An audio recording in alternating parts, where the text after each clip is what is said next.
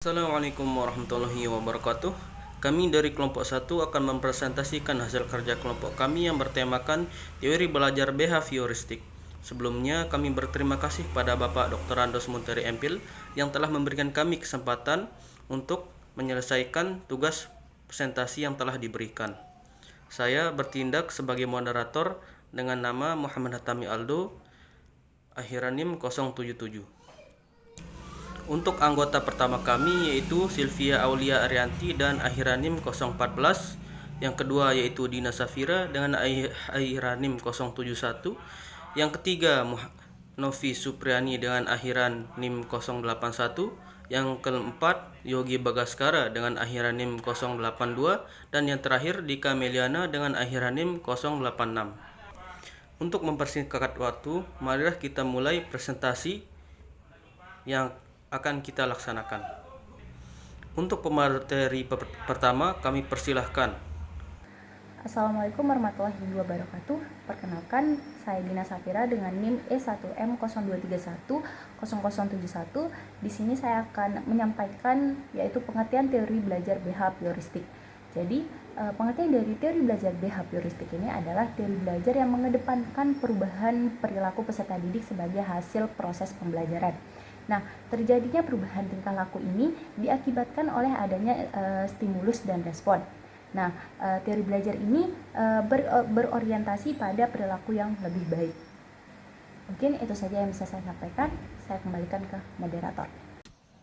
Assalamualaikum warahmatullahi wabarakatuh. Perkenalkan, nama saya Dika Meliana dengan akhiran NIM 086.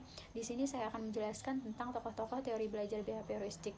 Yang pertama yaitu Ivan Petrovich Pavlov, merupakan ahli psikologi dari Rusia yang mengemukakan bahwa individu dapat dikendalikan dengan stimulus alami yang tepat untuk mendapatkan respons yang diinginkan. Sedangkan individu tidak sadar dikendalikan oleh stimulus yang berasal dari luar dirinya. Selanjutnya yang kedua yaitu Joan R. Watson. Proses interaksi antara rangsangan dan tanggapan, tetapi rangsangan dan tanggapan yang dimaksud harus dapat diamati dan diukur. Dia mengakui bahwa perubahan mental terjadi ketika seseorang belajar, tetapi menganggap faktor-faktor ini tidak dapat diamati dan karena itu tidak perlu. Kemudian yang ketiga atau yang terakhir yaitu Edward L. Thorndike, pengaruh hubungan antara stimulus dan respons dalam pembentukan perilaku dan konsekuensinya dalam pembentukan perilaku yang diinginkan. Mungkin hanya itu yang dapat saya sampaikan, saya kembalikan ke moderator. Baik, saya atas nama Novia Supriani dengan akhiran NIM 081 akan membahas tentang konsep dasar teori belajar behavioristik. Yang pertama yaitu stimulus dan respon. Perilaku manusia dibentuk melalui stimulus dan respon.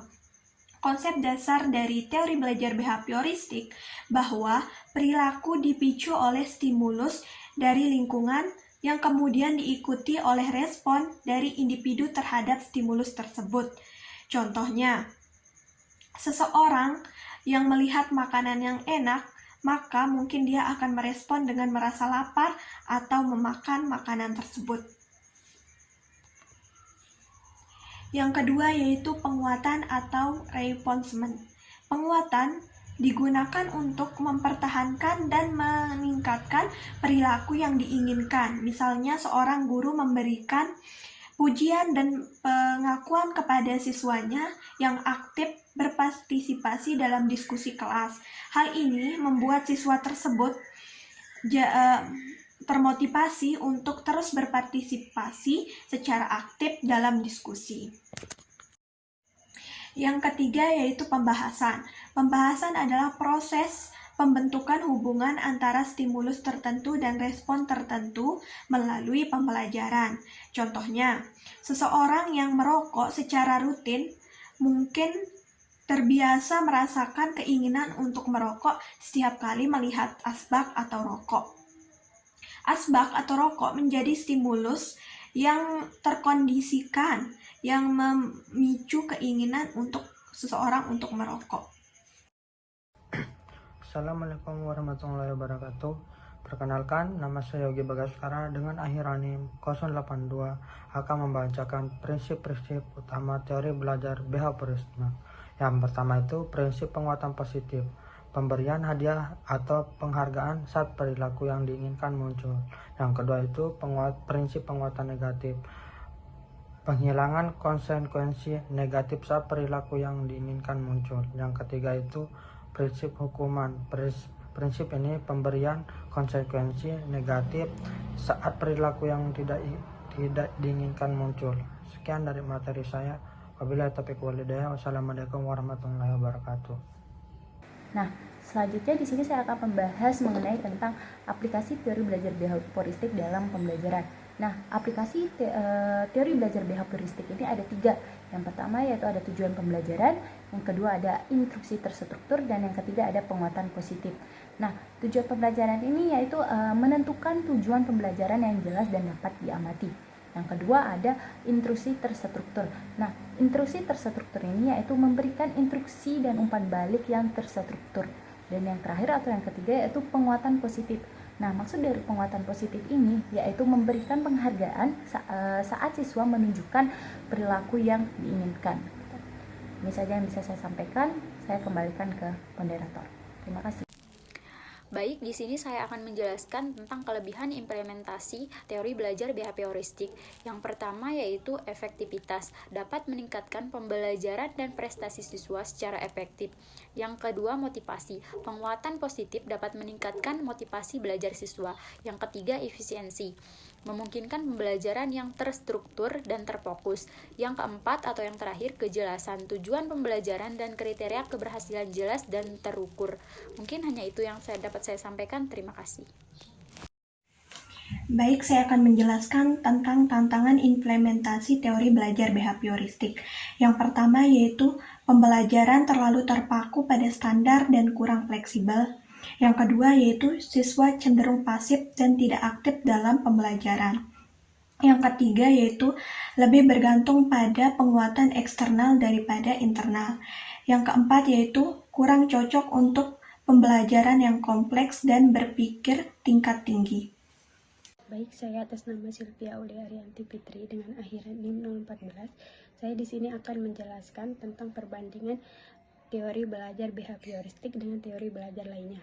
Di sini itu ada 3 teori, yaitu teori behavioristik, teori kognitif, teori konstruktivistik.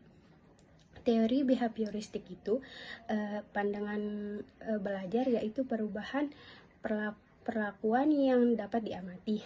Sedangkan di teori kognitif proses mental internal. Dan di teori konstruktivistik yaitu konstruksi aktif pengetahuan.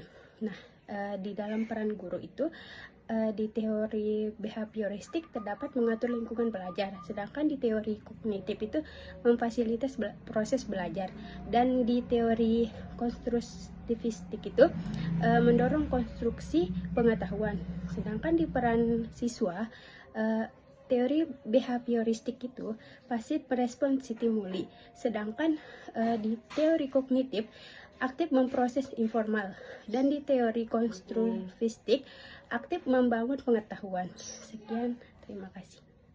Dari presentasi yang telah dijelaskan dapat disimpulkan bahwa implementasi efektif digunakan pendekatan behavioristik untuk pembelajaran konsep dasar, serta kombinasi dengan teori lain, padukan dengan teori belajar lainnya untuk pelajaran yang lebih komprehensif, dan juga adaptasi kontekstual sesuaikan dengan kebutuhan dan karakter siswa yang diajarkan. Sekian dari kelompok 1, kurang lebihnya mohon maaf.